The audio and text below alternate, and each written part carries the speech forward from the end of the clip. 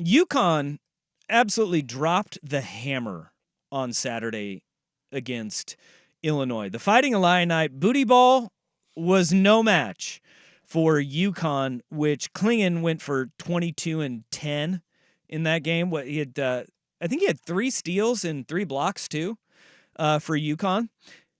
But that game at one point was tied at 23 apiece.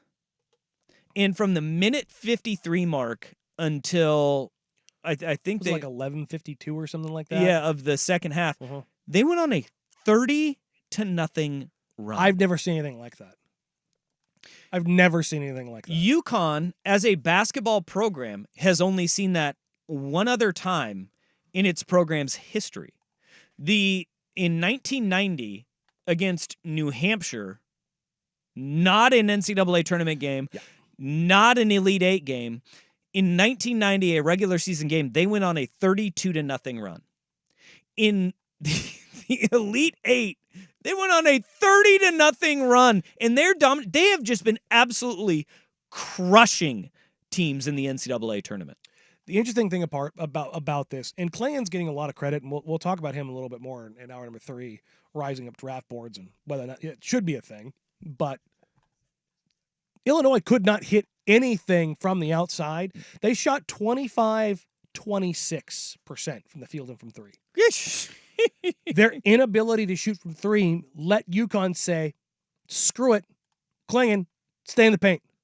Stay in the paint. And he just sat there and played catch with their drives. And I believe they only... 5 block shots. They charged him with 5, but Jonathan Givney of ESPN Draft Express said that watching the tape back, they cheated him 5 blocks, that he should have had 10. This is one of the things that Brad Underwood, the head coach at Illinois, he said it during the game. Like, he could have 100 blocks. We're just going to keep doing what we do.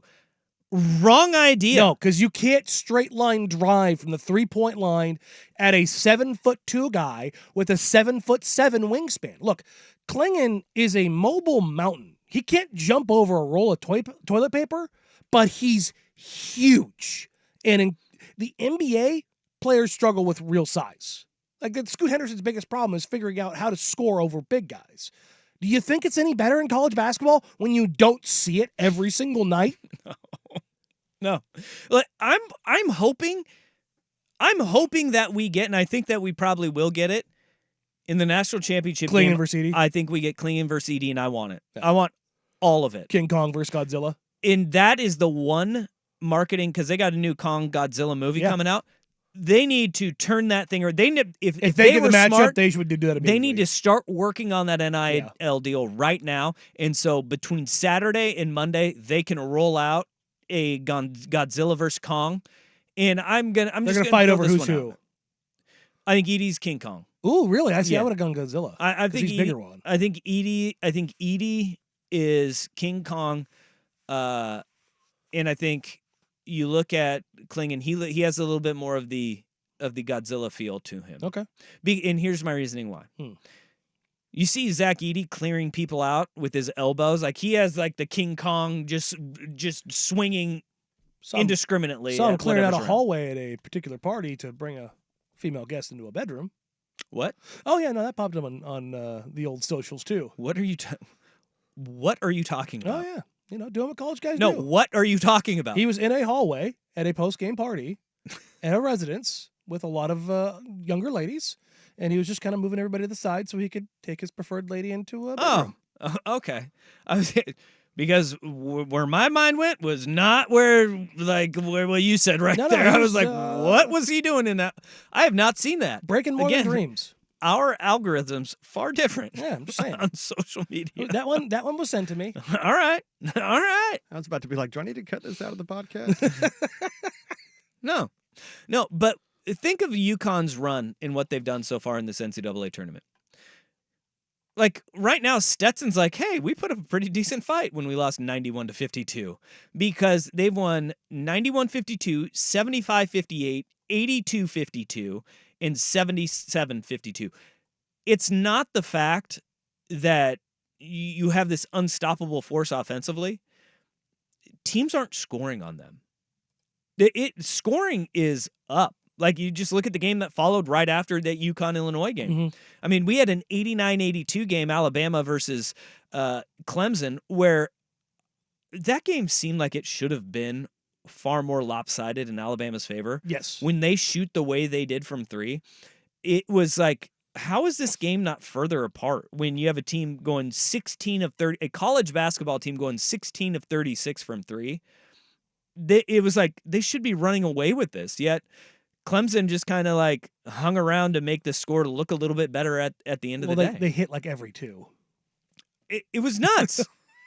Because they were 8 of 26 from three, and then It was nuts. what was it? They were 25 of like 38, I think, from two, which is insane.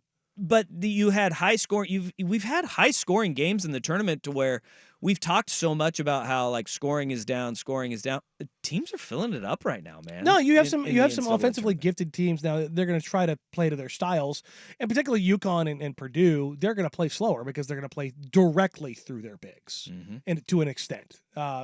UConn doesn't have to. Still put up 90. No, that's the thing is UConn they have got Caravan, they've got Castle, they've got other guys that can be effective not only in the half court but in transition. So and they don't play directly through Klingon nearly as much as Purdue plays through Edie, of course. I loved hearing this from Dan Hurley, who we haven't talked about the Kim Mulkey hit piece that came out over the weekend. Yeah, because it was nothing new. It was a profile.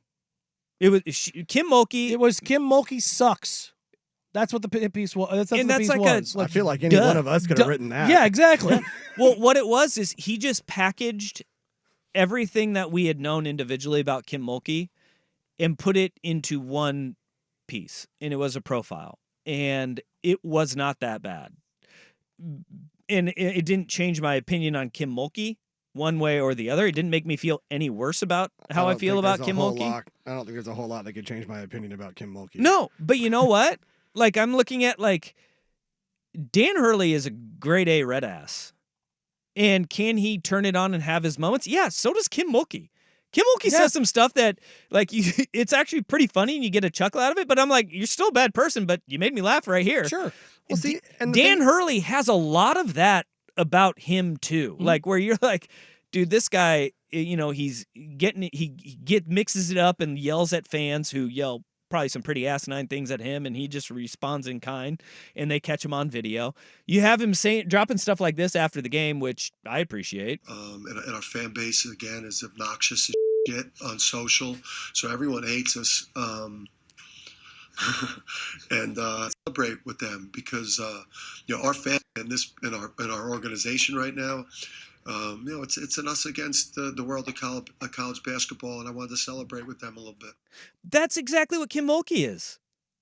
Like he's like, I want to celebrate. It's us against everybody in the world. That's what every great coach is. Yeah, they find a way. And Hurley has a lot of that in him because his last name is Hurley. Yes, it's in his DNA. It is the Harbaugh of basketball. Yeah, yeah. And UConn is not getting enough credit for how dominant they are. I think a big part of that is, and this is kind of what I've leaned on all year, is that college basketball this year is not good.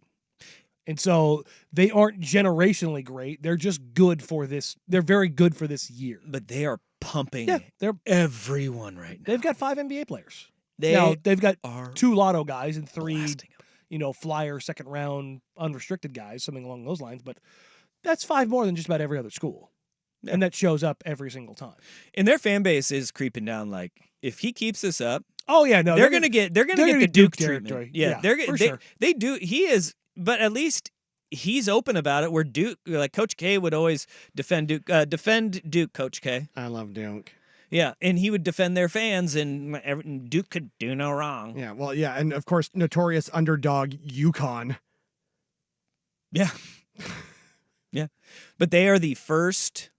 They are the first team to go back to the Final Four after winning a national championship since Florida did it in 2007.